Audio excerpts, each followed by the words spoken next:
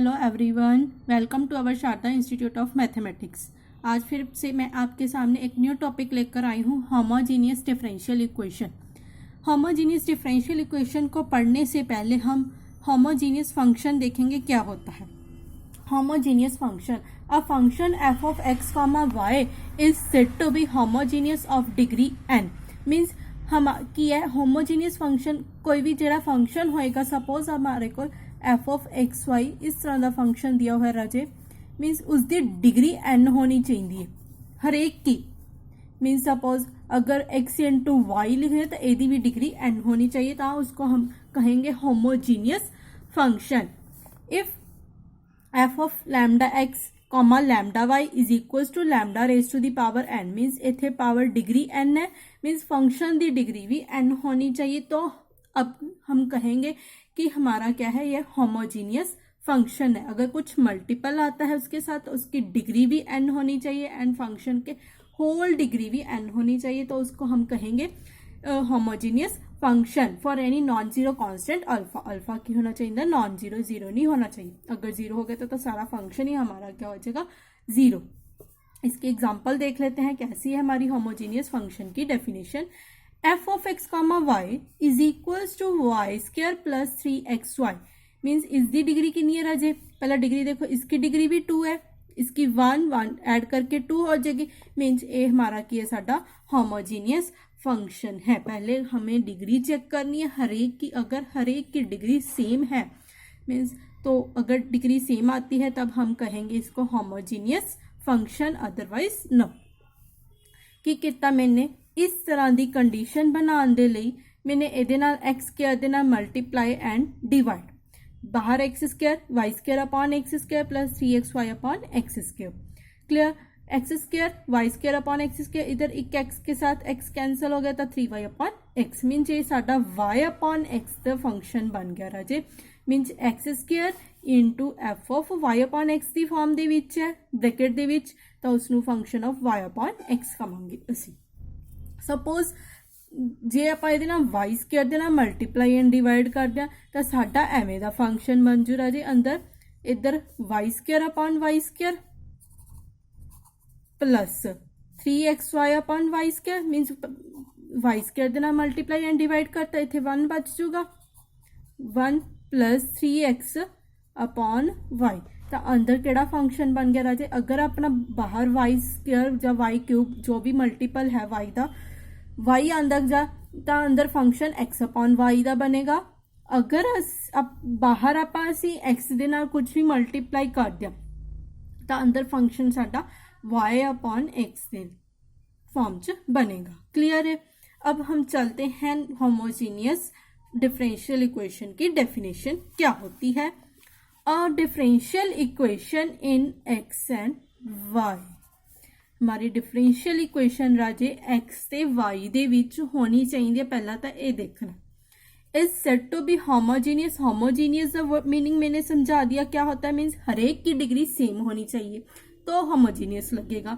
Is said to be homogeneous if it can be put in the form, अगर वो homogeneous हो जाती है मीन्स इस तरह की फॉर्म च होएगी, d y upon d x is equal to f of x comma y upon g of x comma y, means ऊपर भी कोई एक्स वाई की फॉर्म च होवे ते नीचे भी साडा कोई एक्स वाई की फॉर्म च होवे, means where f of x y ते जी ऑफ एक्स वाई जेडे दोनों न्यूमरेटर एंड डिनोमीनेटर जो भी वैल्यूज आएंगे एक्स वाई दे विच राजे वो साडियां होमोजीनियस होनिया चाहिए ने। अगर होमोजीनियस नहीं है तो ये वाला मैथड नहीं अप्लाई होएगा, तो होमोजीनियस बनाना पड़ेगा उसको पहले हमें। Clear, where f of x comma y and g of x comma y are both homogeneous functions of the same degree in x and y, x and y दे विच same degrees होनिया चाहिए ने। Clear है कि इसका method solve करने का रजे। Method of homogeneous differential equation means जो भी साडा मीन्स साडी आह इक्वेशन है इस फॉर्म का होना चाहिए होमोजीनियस। ठीक है, इस फॉर्म दे विच असी जिथे जिथे वाई होएगा उस वाई नू असी की पुट करना है, y is equals to v x put करना है राजे। जो y is equals to v x put हो जाएगा तो फिर ओदा डिफरेंशिएट करना है both sides with respect to x.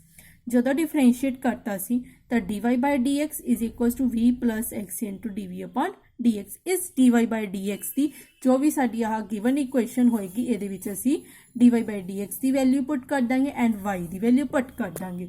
Clear राजे। ਜਦੋਂ वैल्यू पुट होगी दैन असी की करना है, फिर उही वेरीएबल सैपरेबल टाइप 3 चलेगी। नैक्सट स्टैप तो उही चलेगा जिमें आप टाइप 3 ਦੇ ਵਿੱਚ सॉल्व करते फिर उमें ही सॉल्व करना है उसे तरह। क्लीयर। क्वेश्चन करते हैं हुण असी की अपना क्वेश्चन कहता है show that x square plus 6y dy is equal to x square plus y square into dx। ਜਾਂ ਤਾਂ ਇਸ ਫਾਰਮ ਦੇ ਵਿੱਚ ਤੁਹਾਡਾ ਕੁਐਸਚਨ ਆ ਸਕਦਾ ਹੈ ਰਾਜੇ, ਜਾਂ ਇਸ ਫਾਰਮ ਦੇ ਵਿੱਚ dy ਬਾਈ dx मीनस dx मैं इधर चक ली ये डिवाइड से आ जाएगा। Means dy by dx is equal to x square plus y square upon x square plus x into y. Means first काम असी राजे ये करना इस क्वेश्चन दे विच कि साडी इन्हां दी डिग्रीज की होनी चाहिए उपर नीचे सेम होनी चाहिए ने। मीनस होमोजीनियस फंक्शन बनना चाहिए। एक देख लेना कि होमोजीनियस है या नहीं। एक्स की पावर भी 2 वाई की पावर भी 2 मीन डिग्री सेम ने दोनों दियाँ तो यह होमोजीनियस है। नीचे x square plus x y इसकी डिग्री तो 2 है, इसकी 1 1 मीनस 2 हो जाएगी कंबाइन करके, तो नीचे भी डिग्री 2 है तो यह होमोजीनियस है। मीनस साडा यह क्वेश्चन अगे करने लई तैयार है। क्लीयर है राजे।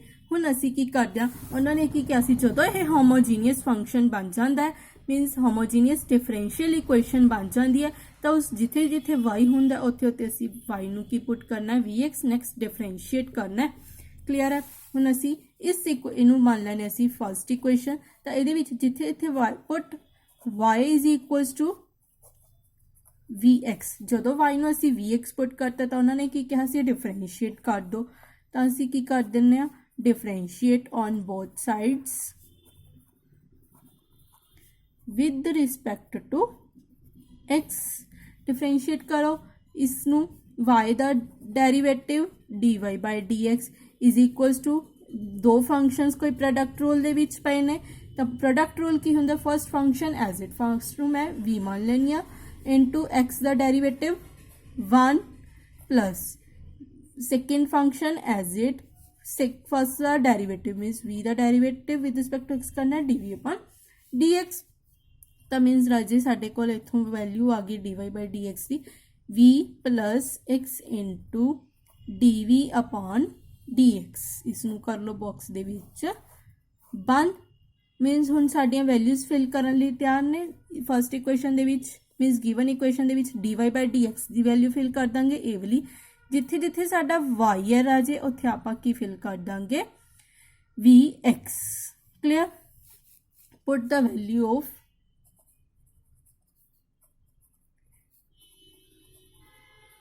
dy by dx and y in first equation कर दें आप वैल्यू पुट राजे की बनूंगा वैल्यू पुट करके हमारा v plus x into d v upon d x is equal to पर किसी x square plus y square सी वाई की थां ते वी एक्स मीनस ओदा whole square upon x square plus x y सी एक्स एज इट वाई की थां ते वी एक्स।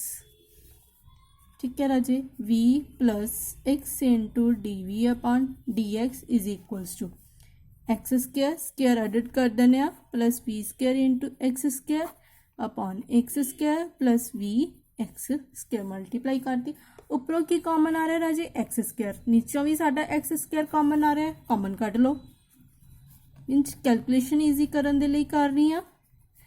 जो उपरों एक्स स्क्वायर कॉमन कटे तो अंदर की बचेगा राजे 1 प्लस वी स्क्वायर अपॉन नीचों भी एक्स स्क्वायर तो नीचे की बचेगा राजे अपना 1 प्लस वी।